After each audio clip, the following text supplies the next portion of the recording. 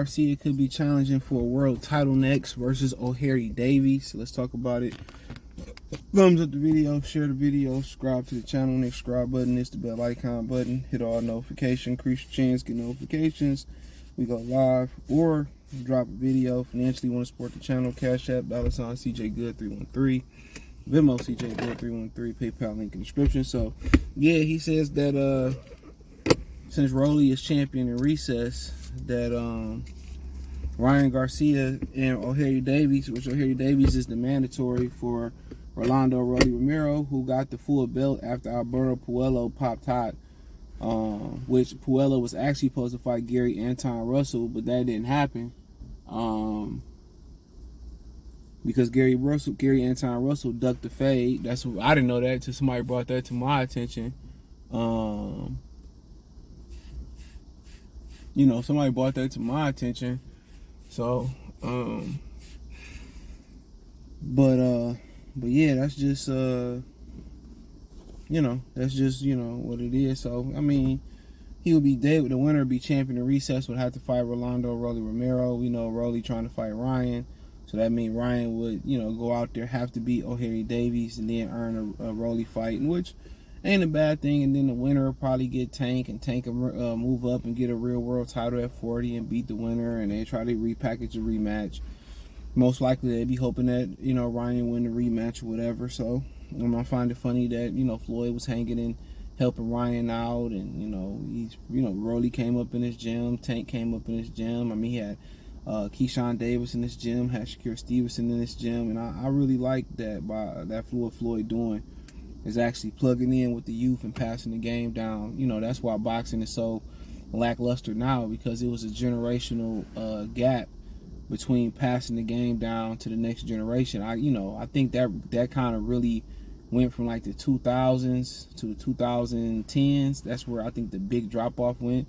I mean, you don't got guys that with their punches no more. They don't breathe with their punches no more. They don't do a lot of things. They don't warm up the way they're supposed to warm up no more. I mean, you know, what Antonio Tarver is saying, you know, about the elk, or the I guess I could use elk, like of the trainers and stuff, is falling off. He right, you know. I mean, from Customato to Angelo Dundee, you know, down to Eddie Futch and guys like that. A lot of that caliber of trainer, you know, stuff has fell off. You know, and a lot of these guys, you know, in boxing is suffering. You know, because it ain't a lot of great teachers around no more, because the game ain't being passed down. But I mean, overall, I mean, I would probably favor Ohara Davies to win that fight. Ohara Davies not the best fighter in the world, but he decent. You know what I'm saying? He decent. And Ryan Garcia is just so much trash to me. Never been any good in my opinion. You know, it's a lot wrong. He stands straight up and down. I know Derrick James teaching him to catch and shoot, or catch, you know, shots, and, you know, use his feet to move his head off the line. He already looking a little bit stiff. He already stiff to begin with. You know, so I mean, you know, maybe Derrick can change some things. I mean, it's a very winnable fight for Ryan Garcia, but I can see Ohara Davies winning that fight as well too. I haven't seen Ohara Davies in a while, but you know, he's an okay fighter. You know what I'm saying? And he's been stopped before by Josh Taylor, by prime Josh Taylor and stuff. So I don't really think it's a layup for Ryan Garcia. I kind of slightly favor Ohara Davies, especially with Ryan coming off a knockout. I think Ohara Davies, they clocked a few wins in a row. I think he lost to Jack Catterall as well too. So he's been in there with, you know, better fighters than Ryan Garcia been in there with, and obviously he's been able to get acclimated to the weight, because I think he's been at 140 his whole career. And then it should be an interesting fight, because Ohara Davies talk shit and Ryan Garcia, talk a little shit too. So they should be able to big it up and sell it. So, and then again, it make a lot of sense, because Oscar De La Hoya, I believe, signed Ohara Davies. I think we always forget that, you know, I think Oscar De La Hoya signed Ohara Davies, if my memory serves me correctly. I didn't do a video on it, but I seen a little bit something on it. So,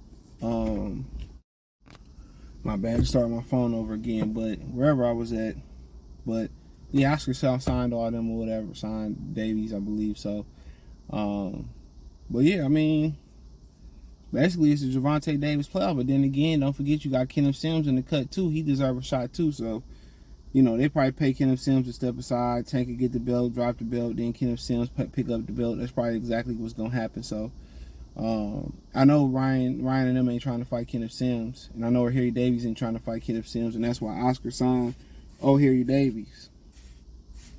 You know, that's why Oscar signed Harry Davies. So, yeah, I mean, shit, it is what it is. You know, the 135 pounder starting to take over the division. So, but yeah, I favor. I think I left off. I favor Harry Davies. I'm not. I mean, it's nothing personal against Ryan Garcia. He's just trash. And I think Derrick James gonna help him. I mean, he can't do nothing but help him. He ain't got nowhere to go but up. But he don't fight with a rhythm. You know what I'm saying? He don't get his head off the line. You know, all that speed. He remind me of Amir Khan, just a stiff plank. A lot of speed, but no slickness, no bending at the waist, no upper body torso movement. He don't feint. He attacked with his chin up in the air, and you see Derrick got him with his chin down, kind of fighting with a little rhythm, you know, picking shots off and stuff of that nature. So you see some things that they doing, dude, you know. But I do think, you know, what Derrick teaching is good for him because he ain't going to be able to, you know, move his head. But guess what? You can, you know, keep your head up, keep your chin down, use your, you know, you fight with a little rhythm, catch, shoot, you know. So it might be good for him. It might be good for him. So, but I'd like to see Harry Davies ice that motherfucker, to be honest. But then again, you know, when it's all said and done, somebody got to see Kenneth Sims too, and I think Kenneth Sims the best one out of all of them. Shout out to Chicago. Hell of a slick boxer, you know what I'm saying?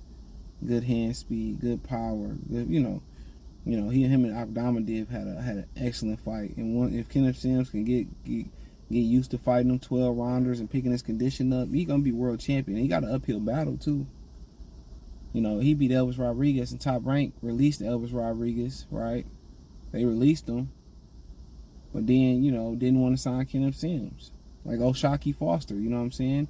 He beat Ray Vargas, PBC, in Top Rank, and nobody really trying to pick him up.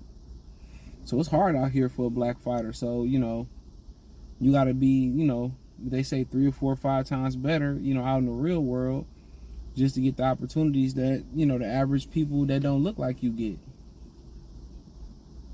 You know, so that's unfortunate because both of them guys should be picked up by major promoters. And Terrence Crawford had to go through the same thing, had to continue to prove himself time and time again before somebody invested into him. So, but you know, as long as you keep winning, you know, it just make the story that much more sweeter. It make the victory that much more sweeter. You know, make you that much more stronger, whatever. But like I said before, I think Rolly and Harry Davies probably a pick 'em fight.